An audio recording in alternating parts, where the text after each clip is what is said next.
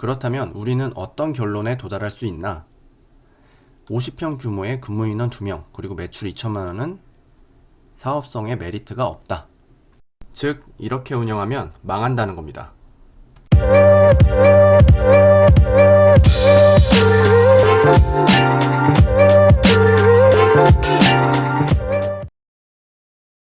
안녕하세요. 마스터 원입니다. 이번 시간에는 지난 시간에 이어서 우리가 피트니스업을 함부로 창업하면 안 되는 이유, 그 두 번째 시간을 가져보도록 하겠습니다. 자, 들어가기에 앞서 몇몇 분들은 이렇게 생각하실 수도 있을 것 같아요.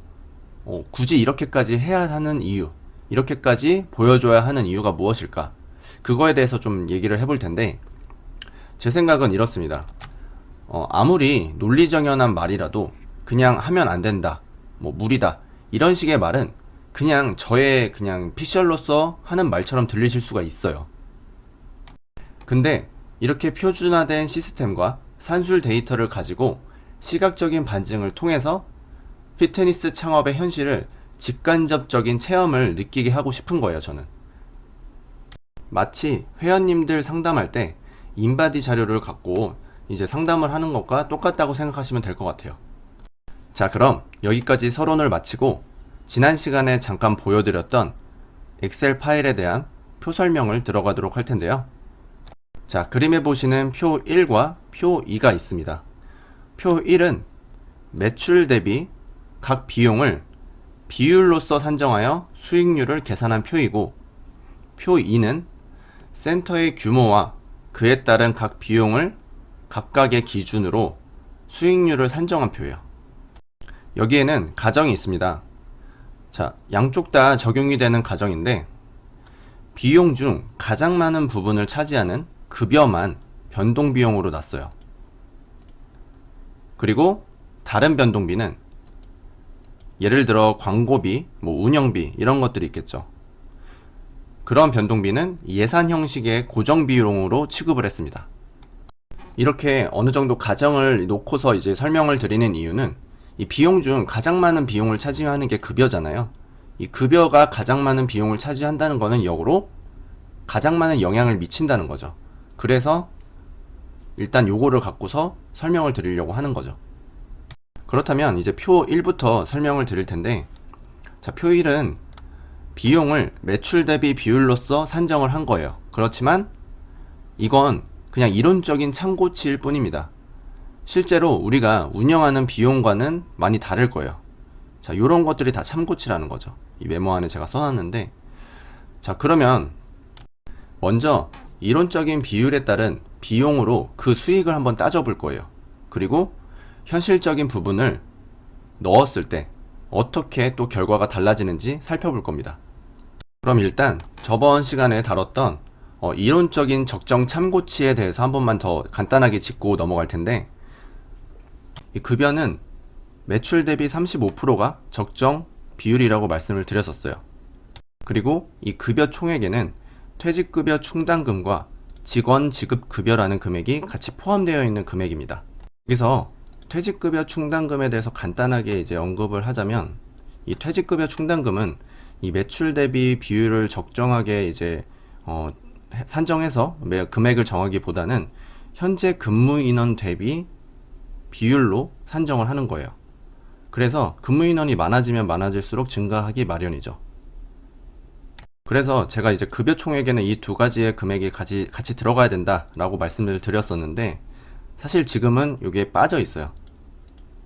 원래는 이 퇴직급여 충당금을 이제 반영을 시켜서 이 손익계산을 해보면은 비용 처리도 가능하고, 추후에 근무자가 퇴직했을 때 준비금 없이 퇴직하는 것보다 운영비 부담이 좀 줄게 돼요. 한꺼번에 처리하는 것보다는. 그런데 많은 이제 대표님들이 이 부분을 포함시키지 않으시고 있더라고요. 어찌됐든 이 시뮬레이션을 하면서 넣어본 금액과 넣지 않아본 금액을 이제 다뤄보도록 하면 되는 거니까 그건 큰 문제는 안 되는데, 어찌됐든 1년에 한 번씩 처리하는 경우도 있으니까 일단은 요거는 빼놨습니다. 다음으로는 고정비에 대한 설명을 할 거예요. 위에서도 언급했듯이 변동비로 사용되는 공과금이나 수수료, 광고비, 운영비 이런 것들은 예산으로 상정을 해가지고 취급을 할 겁니다. 자, 작은 금액은 아닌데 여기서는 이제 고려 대상은 아닌 거예요. 가정을 한 거죠. 그리고 센터 규모에 이제 따라서 이게 커지기 마련이기 때문에 나중에 제가 한번 또 요거는 조정을 해봐서 반영을 시켜보도록 할 테고, 자, 추가적으로는 광고비나 운영비를 예산으로 지정을 해놓고 쓰면은 굉장히 관리하기가 편해요. 그래서 고정비로 또 이제 넣어놓은 이유도 있습니다. 이제 매출 산정이라는 부분으로 넘어가게 되는데, 이제 매출 산정은 이렇게 항목이 나눠져 있어요. 그래서 첫 번째로는 지점 최소 매출. 이 지점 최소 매출은 판관비로 발생하는 비용을 말씀드리는 거예요. 즉 손익분기점이 되겠죠. 그리고 이 1인 최소 매출은 지점 최소 매출을 위한 직원 한 명당 달성해야 될 매출을 말씀드리는 거예요. 그래서 직원이 증가하면 증가할수록 이 금액은 내려가게 되겠죠. 그리고 1일 필요 발생 매출은 이 근무 인원들이 20일이라는 영업일수를 기준으로 했을 때 1일 하루에 발생시켜 줘야 할 필요 매출을 산정해 놓은 겁니다. 이렇게 매출 산정까지 마무리 짓고 나면 이제 수익을 산정을 해봐야겠죠. 그래서 수익 산정은 이제 순수익부터 시작을 하는데, 아시다시피 순수익은 매출 대비 이제 판관 비용들이 빠진 부분들이 이제 순수익이 될 거예요. 그 순수익의 비율적으로 나온 게 순수익률 이렇게 될 거고, 이 순수익률이 나왔으면은 1인당 우리는 얼마의 수익을 냈는지를 알아볼 거예요. 그래서 순수익의 금액을 인원수로 나눈 금액이 되겠습니다. 그리고 희망순수익은 저희가 이제 센터를 운영하면서 얼마만큼의 금액을 남기고 싶은데, 이게 지금 요 금액값 대비했을 때 어떤지 비교하기 위해서 이제 공란으로 일단 남겨놨고, 자, 제가 이제 영상 초기에 말씀드린 투자 대비 수익률, 이거는 자, 시설 투자금과 현금성 자산을 같이 반영한 금액이 될 수도 있고, 만약에 이걸 포함시키지 않겠다, 많은 분들이 포함시키지 않는 것처럼 포함시키지 않겠다면은 미포함, 포함을 이렇게 조정을 해서 투자 대비 수익률을 볼 것입니다. 자, 그럼 이제 표 1을 시뮬레이션 돌려보기 위해서 이제 다뤄야 할 시나리오를 한번 설명을 드릴 건데, 이 지점 정보부터 말씀을 드릴게요. 지점 총 매출은 이제 1000만원으로 일단 잡아놓긴 했는데, 이 부분을 저희가 조정을 할 거예요. 그래서 이 부분을 조정을 해서 얼마의 매출을 해야 얼마가 남는지를 알아보도록 할 것이고, 자, 이제 투자금은 규모에 따라 이 금액이 변동되기 마련이에요. 근데 우리가 일반적으로는 요 정도 금액을 잡아놓으니까 제가 일단은 써놓은 거고, 자, 근무인원에 따라서 이제 달라지는 매출과 그에 따른 이론적인 각 비용들을 공제하고 남은 순이익을 볼 것이에요. 근무평수. 자, 근무평수는 각 근무평수에 따라서 투자금 변동과 각 비용의 이론적인 금액을 따져보면서 그것을 제하고 남은 금액, 순이익을 산출할 것입니다. 자, 마지막으로 현금성 자산.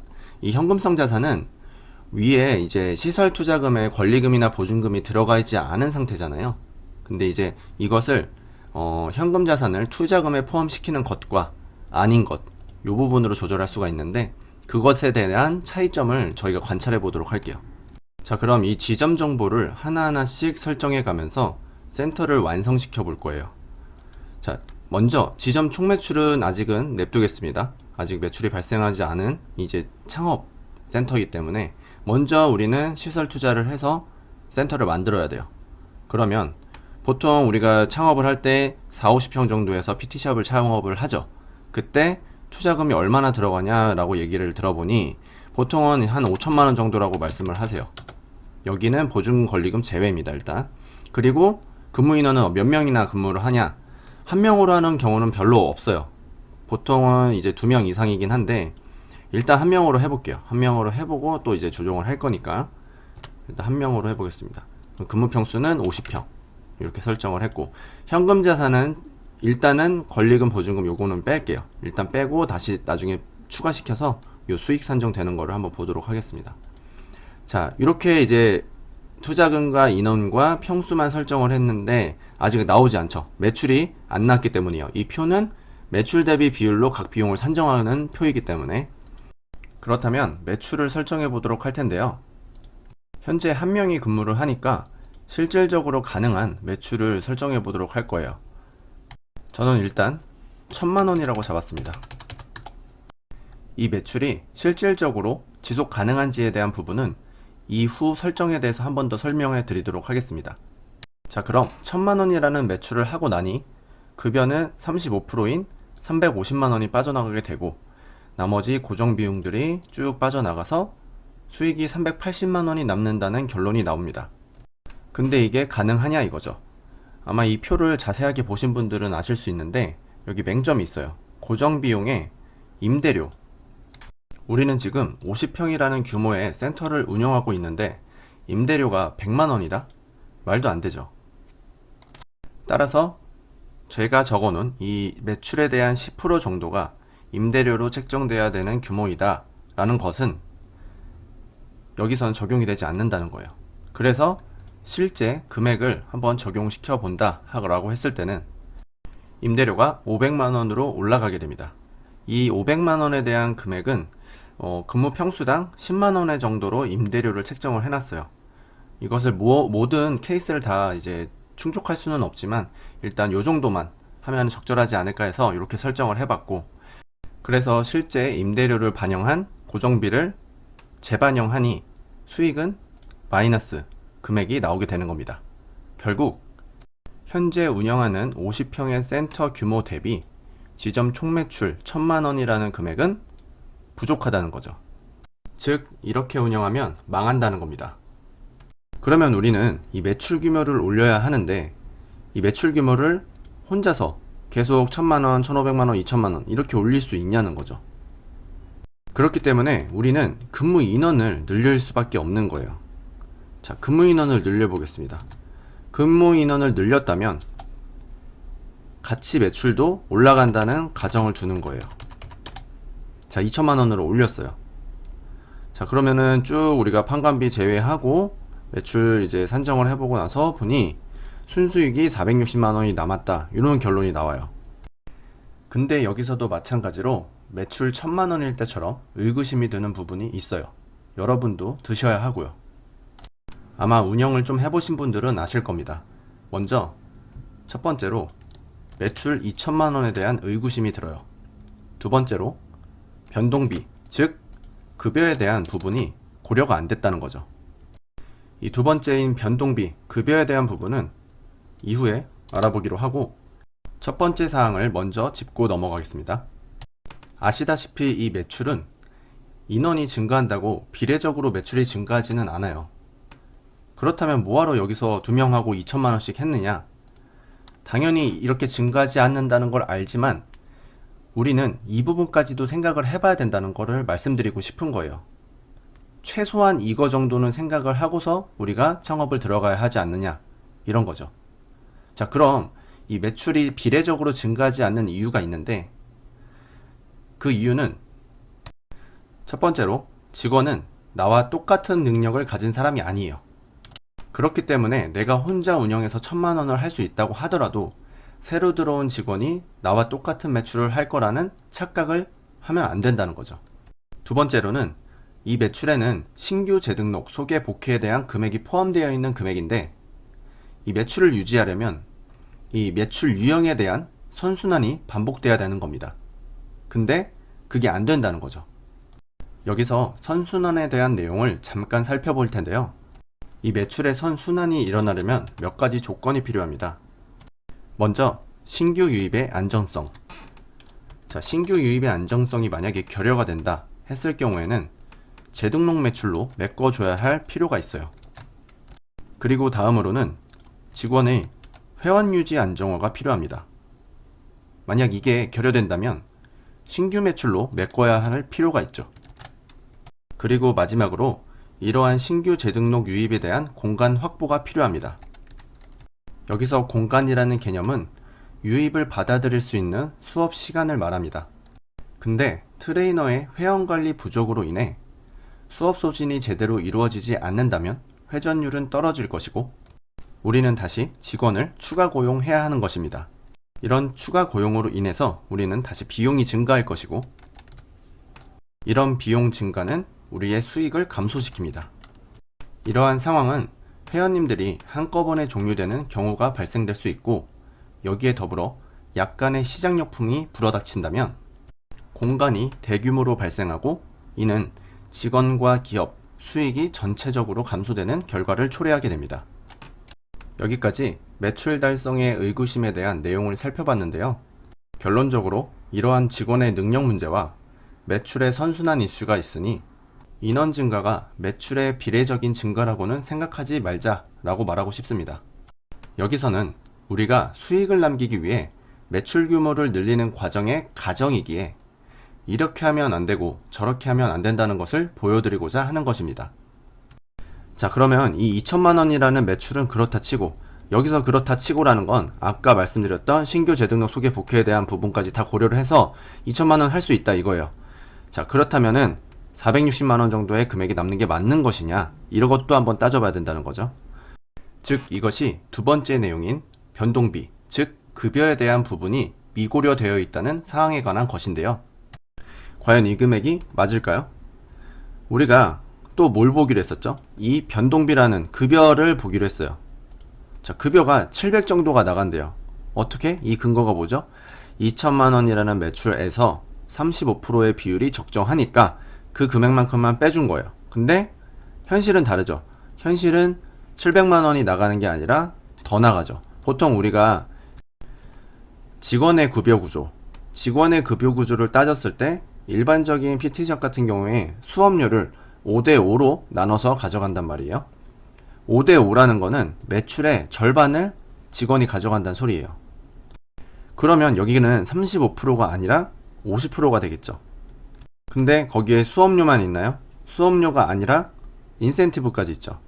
그렇기 때문에 50%가 아니라 55% 혹은 60%가 될 거예요. 그러면 나머지 40%, 이 2천만 원의 40%가 이 판관비에서 다 해결을 하고 나머지가 수익이라는 소리예요. 결국 이 금액은 잘못됐다는 소리죠. 여기서 잘못됐다라는 말은 두 가지로 해석할 수가 있는데, 첫 번째로 이 700만 원이라는 금액이 현실성을 보여주고 있지 못하다 라고 해석할 수가 있고, 두 번째로는 급여제도 자체가 잘못되었다 라고 말씀드릴 수 있겠습니다. 이 급여제도 관련된 내용은 제가 추후에 급여제도는 어떻게 짜야 하는지에 관한 내용으로 다시 한번 다뤄드리도록 하겠습니다. 그렇다면 이 700만 원이라는 급여 총액을 현실성을 반영을 해서 변화시킨다면 어떻게 될까요? 자, 5대5라고 생각을 했을 때, 인센티브 제외한 5대5라는 수업료만 갖고 얘기를 했을 때 급여 총액이 1000만 원이 나와야 되는 거잖아요. 그러면은 어떻게 되죠? 수익이 바로 쭉 떨어지죠. 아까는 23%였다면 순수익이 매출 대비, 지금은 8%까지 떨어지게 돼요. 그리고 이 금액은 변동비에 퇴직급여 충당금이라는 금액을 미포함시켰고 고정비에 감가상각비를 미포함시켰습니다. 만약 이 두 금액을 포함시켰을 경우 어떻게 반영이 되는지 한번 보겠습니다. 자, 수익률이 마이너스로 떨어져요. 이 말인 즉슨, 자, 우리가 시설투자금 5천만 원을 갖고 2명에서 근무를 했을 경우 지점 총매출은 2천만 원을 달성을 했어요. 근데 모든 손익을 반영을 해보니 수익이 남지 않는 매출이더라 라는 결론에 도달하게 됩니다. 이 말은 2천만 원이라는 이 총매출이 규모가 작다 라고 얘기할 수도 있겠지만, 우리가 이 2천만 원의 총매출을 만들기 위해서 근무 인원을 조정했었죠. 즉 반대로 얘기하면 우리가 시설투자금 5천만 원을 가지고 50평을 창업을 했어요. 규모를 50평으로. 근데 근무 인원은 2명. 이 2명이라는 게 적정 인원 근무수가 아니다 라는 결론에 도달할 수 있어요. 자, 그럼 적정 인원별 운영 규모 혹은 각 운영 규모별 적정 인원은 어떻게 산정해야 하는지, 이것은 바로 이 오른쪽에 있는 표 2에 관한 내용인데, 아직 우리는 이 표 1에서 보지 않은 내용들이 있어요. 그래서 우리는 그것을 먼저 보고 다음 내용으로 넘어가려고 합니다. 그 내용은 무엇이냐? 바로 이 매출 산정과 수익 산정이에요. 자, 매출 산정 먼저 볼 텐데, 이 매출 산정은 사실 지금 수익이 나는 구조가 아니잖아요. 지금 퇴직급여 충당금과 감가상각비를 포함하니까. 그래서 일단은 요거를 빼보겠습니다. 요거를 빼보고 다시 한번 수익을 볼게요. 자, 이렇게 두 개를 뺐는데 빼고 나니까 이익이 남아요. 순이익이 한 8% 정도 남네요. 자, 그럼 이 수익을 남기기 위해 우리는 2천만 원이라는 매출을 해야 하고 최소 1840만 원이라는 매출을 해야 해요. 이게 바로 손익분기점이 되겠죠. 그리고 이 1840만 원이라는 매출을 하기 위해서 1인당 920만 원의 매출은 해야 하는 거예요. 왜냐? 두 명이 근무하고 있기 때문에. 마지막으로 이 수익을 남기기 위해서 우리는 영업일수 기준으로 1일 필요 발생 매출이 100만 원은 나와야 한다는 결론이 나오게 됩니다. 그렇다면 수익 산정으로 넘어가도록 할 텐데요. 이 160만 원이라는 순수익은 매출 대비 8%라는 순수익률을 보여주고 있고, 우리는 이 금액을 달성하기 위해서 1인당 수익이 80만 원 정도는 나와야 된다는 것을 알 수 있어요. 그리고 투자 대비 수익률을 봐야 된다고 했죠. 보통 3.5% 이상은 나와줘야 한다 라고 말씀드렸었어요. 자, 근데 지금 여기 표에서 보시다시피 우리가 2천만 원의 매출을 했을 경우 160만 원이 남는데 투자 대비 수익률이 3.5%가 안 넘죠. 그렇기 때문에 우리는 좀 더 매출을 해야 된다라는 결론에 도달할 수 있고, 자, 그리고 여기서 또 하나 보셔야 될 게 실제 투자금 회수년도예요. 우리가 순이익을 요 정도 남겼을 때 우리가 시설 투자금이라든지 현금성 자산에 투자한 금액을 다시 벌어들일 만한 그 정도의 시간이 어느 정도냐, 이것을 따져봤을 때 160만 원을 남기면 2.6년 정도가 걸린다라는 결론에 도달하게 되죠. 이걸 굳이 왜 따져야 하냐 이렇게 생각하실 수도 있는데요. 지금 대부분의 사장님들이 이런 감가상각에 대한 부분을 적용시키지 않고 있기 때문에 이거를 따져봐야지 정말 나에게 남는 순수익이 되는 거라고 저는 생각합니다. 지금 만약에 요게 포함이 됐다라고 한다면은 요게 진짜 순수익인 거죠, 이게. 근데 지금 포함되지 않은 상황이니까 2.6년 정도를 다 벌어야지 내가 지금 5천만 원 5년 뒤에 제로가 되는 나의 시설 투자금이 다 메꿔지는 거라 말씀드릴 수가 있어요. 자, 이 정도면 어느 정도 정리가 돼서 그러면 50평 정도 이제 규모를 잡고 근무인은 한 2명 정도 하고 투자금 한 5천만 원 갖고 매출은 한 2천만 원 언저리로 해주면은 그래도 본타는 치겠다 라고 생각하실 수 있어요. 그런데 제가 계속 말씀드렸지만 지금은 현금성 자산에 대한 부분이 빠져 있죠, 투자금에. 만일 이걸 반영한다면 어떻게 되는지 한번 살펴보도록 하겠습니다. 똑같이 시설 투자금과 동일한 금액으로 한번 넣어볼 거예요. 자, 지금은 이제 미포함한다고 적어놨지만 포함시키면은 이제 3%와 2.6년이 바뀌게 됩니다. 투자 대비 수익률이 2%로 떨어지고 자금 회수년도는 5.2년, 2배가 돼요. 그렇다면 우리는 어떤 결론에 도달할 수 있나? 50평 규모의 근무인원 2명, 그리고 매출 2천만 원은 사업성에 메리트가 없다 라는 결론에 도달하게 되는 거예요. 자, 그럼 어떻게 하면은 사업을 메리트 있게 만들 수 있을까 라는 거에 대해서 고민을 또 해봐야 되는데, 우리는 여기서 변화를 줄 수 있는 부분은 방금 했었던 근무인원과 근무인원 대비 매출 규모를 올리는 방법밖에 없습니다. 그러면 여기서 또 3명을 올리고 3천만 원을 했다고 할게요. 한 사람당 1천만 원씩 해서. 자, 그러면은 1천만 원씩 남는, 거의 1천만 원씩 남는 수익 구조가 펼쳐지는 것 같지만 이 역시도 맹점이 또 있죠. 변동비, 인원이 늘어감에 따라서 급여가 바뀌게 되죠. 그래서 한 사람당 받아가는 금액이 지금 33%로 되어 있는데, 현재 저희가 급여 구조를 어떻게 설정해 놨었죠?